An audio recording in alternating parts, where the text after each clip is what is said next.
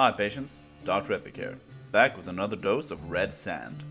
Today I wanted to talk about a topic so important that it doesn't matter if the last game from this franchise launched 6 years ago. It's time we answer the age-old question: which pet in the Mass Effect series is the best? You know what I'm talking about, those cute little companions that can follow you around and make you feel cozy. Those are pets. So without further ado, let's start digging. But first, thank you for clicking. Before we start picking and assessing Mass Effect's cute companions, we need to establish some parameters for this review. What makes a pet good or bad? Even though this is ultimately a completely subjective opinion, I will attempt to identify a few objective elements to help make us an informed decision. The factors I will weigh against each other are: how hard is the pet to acquire? A good pet is a pet that you can pet, and how can you do that if it's impossible to acquire or to spend a meaningful amount of time with? Furthermore, how and how much can you interact with it? The final subjective factor is: how cute is the pet? So with the rules established, let's give all of these companions a look. These are all the pets I have found, by the way, using a fairly loose definition of what a pet is. And if you know any more pets, please do enlighten me so I can find more on my next playthroughs. Now, Mass Effect 2 is the first game to really flesh out pets for Shepard's cabin, many saying this alone made the game the best game in the Mass Effect franchise. The closest thing that Mass Effect 1 has to a pet, besides those gas bags and stuff like that, to me, is the shifty looking cow, grazing peacefully, on the planet Antarom in the Newton system of the Kepler Verge. It is cool, isn't it? Other than the fact that it's a little bit shifty looking, but hey, let's not judge a book by its cover. Look, it's even coming over for head pats and nose scratches. What a cute and wholesome specimen. Was that Garrus? You want me to reimburse you for that Fornax magazine you bought me last week? Well, okay. My Alliance overtime paycheck just came in, so wait, where's all my money? For I am a grifter, and this is Grifting 101. So the deal with this cow is that if you turn your back to it, it will slurp your credits right out of your pockets. How? Don't question the space cow. But something in me respects it for being so bold and committed to the hustle.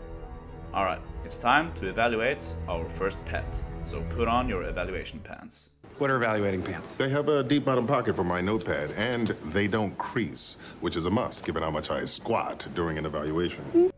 This pet is really hard to find organically unless you explore every planet you find. This makes this pet less ideal. Also, you can't bring it with you. You have to come here between every mission to visit it, to let it rob you blind. How do you interact with it? You don't. It interacts with you. The cow is a Sigma male in this equation. It will empty your bank account if you're not careful. It's not very helpful when you're trying to save the galaxy.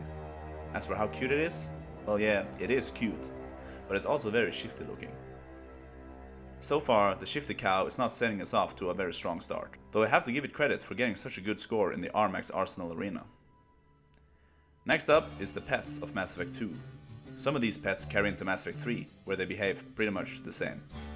First up are the fish. Now, there exists a variety of fish, 3 species in Mass Effect 2 that can be acquired in Mass Effect 3 as well. And this is first and foremost the Ilium scaldfish, Thessian sunfish, and Prajac paddlefish. These fish do what fish do. What? Anyway, you get it. Let's go. They swim around and wait for fish food. They eat 7 or 8 meals a day, sometimes by force. They're living the dream. They have to be fed manually by Shepard unless you flirt enough with Yeoman Kelly to get her to feed them for you. If she survives the entire Mass Effect 2 game, she will even rescue these fish and return them to you if you find her on the Citadel in Mass Effect 3. In Mass Effect 3 we get 4 more species of aquatic life: the koi fish, striped dartfish, Bellan jellyfish, and Karshan snapping eel. More fish, more to love. With the evolution of technology, Shepard can now even acquire a custom aquarium VI to feed the fish when away on a mission, removing the need to care for them. And that's one way to show love, I guess.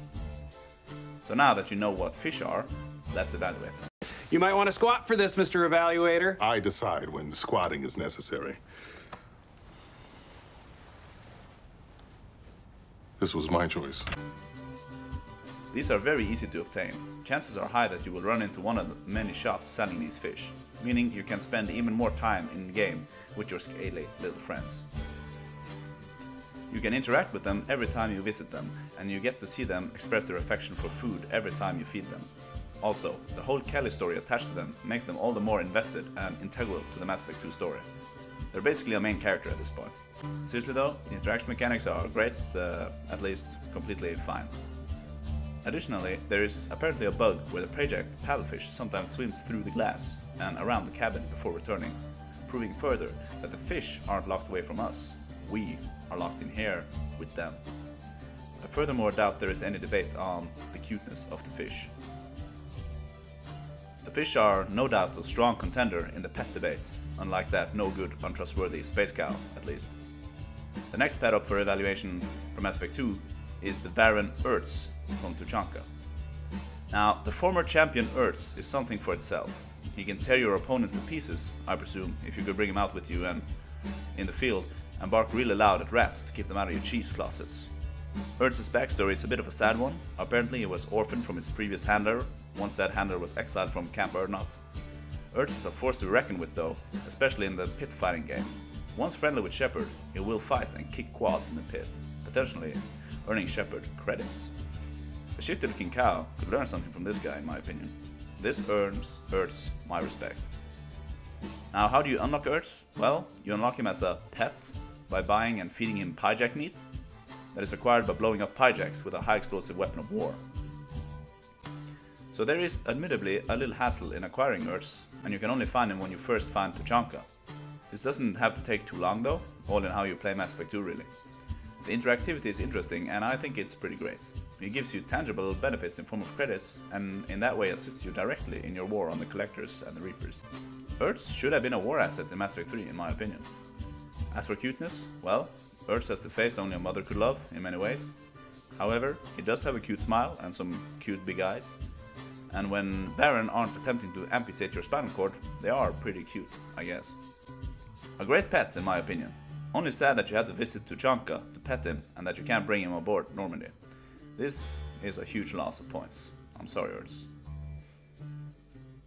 Now, for the next pets, you could further argue that the Leviathan ? Sphere from Mass Effect 2 DLC is also a pet, but it's not very clear that it has intelligence or sentience. It looks too much like a thing, meaning that if we count this, we also have to count the Cerberus chessboard in Mass Effect 3. And I abhor the idea of chess being given animal rights, unless we're talking about chess players. The next pet is a big one. It needs no introduction, but I will give one anyway. The one, the only, Space Hamster. This little guy blows the other pets out of the water with its cuteness. It's also such a Chad that it doesn't need any workout equipment or toys or stimuli, hamster wheels, anything like that to maintain its divine physique and mental health. It can even make a sound.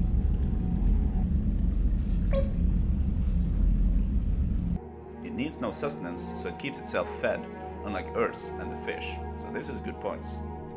You find the hamster the first time in the Mass Effect series in a Mass Effect 2 souvenir shop. After that, it will hide in the Normandy's basement until you catch and bring him home again. Its cousin even appears in the Mass Effect Andromeda if you find the energy to set some traps to catch it. So let's evaluate. The hamster is very easy to obtain. It's mind-blowingly cute. It has a simple but rewarding interaction mechanic. I gotta say, I think the hamster is in the lead so far. In Mass Effect 3 you can also find the husk head, stretching the definition of a pet again, but let's evaluate this poor creature. It seems honestly to be trapped in an absolute nightmare of an existence, and I'm not sure why Shepard wants to prolong its suffering. However, I do bring him with me every time, nonetheless. And you gain him by basically playing and completing the Leviathan DLC. From that point on, he just sits there, menacingly. If you touch him, he will understandably scream out of pain and terror, much like me when a girl came within 2 feet of my skin in middle school, am I right? So he's fairly easy to obtain, though you have to fork over real life money since he's part of a DLC, at least when Mass Effect 3 launched for the first time. The interaction mechanic with this guy is simple and spine-chilling, but hey, he's still cuter than me, so, you know, points for that I guess. For real though, this horror show is a fun but terrifying pet to have. Now, there is one last pet from Mass Effect 3, also behind sort of a paywall, like this head. This is another good boy, and it's a primo doggo, K9, you know, like K9, get it? Huh? Okay. He arrives via email, somehow, and before you know it, he's spelunking down in the Normandy hangar. He does not fetch sticks, does not roll over, to my knowledge, but he will stop if you stand before him. At this point, you can give him a compliment, good dog, or a reprimand. Bad dog. Which thing you say appears to depend on Shepard's bipolar mood and unpredictable brain patterns. The engineers apparently call the dog Sophie. There is apparently a super rare possibility for Shepard to name the dog, and Shepard then chooses the name Balto.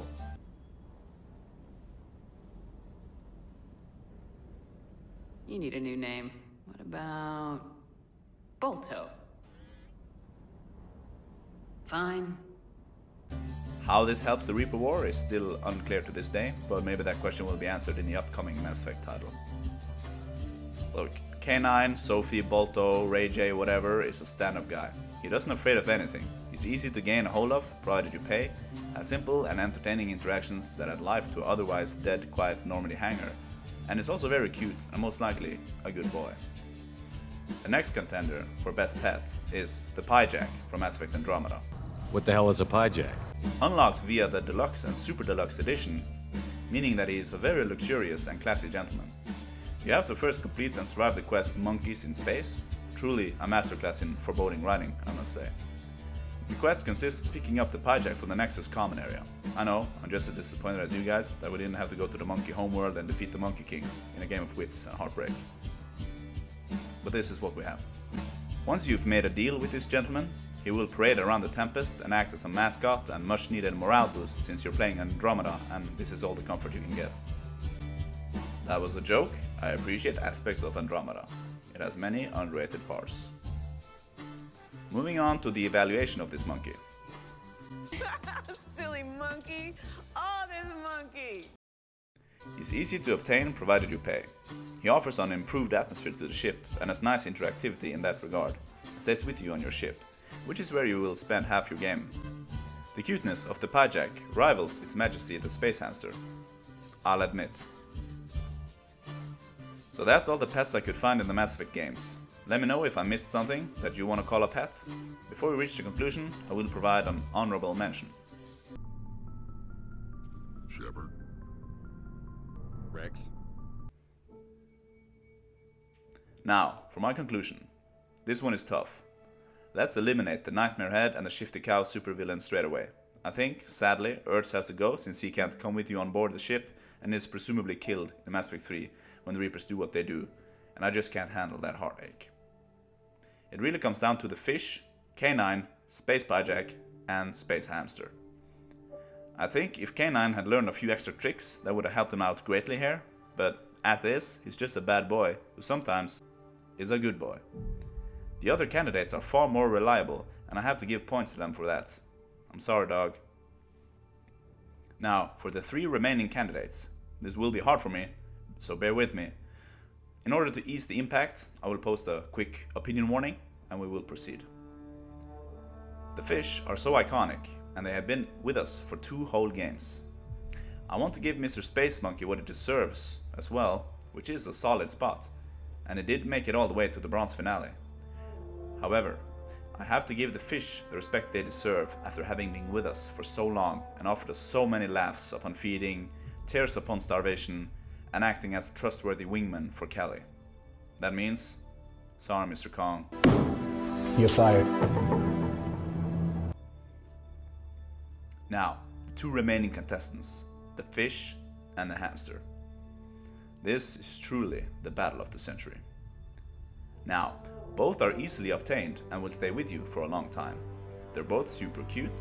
They actually provide the same amount of interaction, i.e. 1 button push to make them do stuff, both cute stuff. In such trying times, we have to remember that the Hamster, or at least his cousin, crossed dark space into Andromeda in order to try and save the initiative, a shining example of bravery. It's also presumably trained in dirty grappling and martial arts, having been trained to, amongst other things, go for the eyes of the enemy. At the same time, the Fish creates such an unparalleled atmosphere.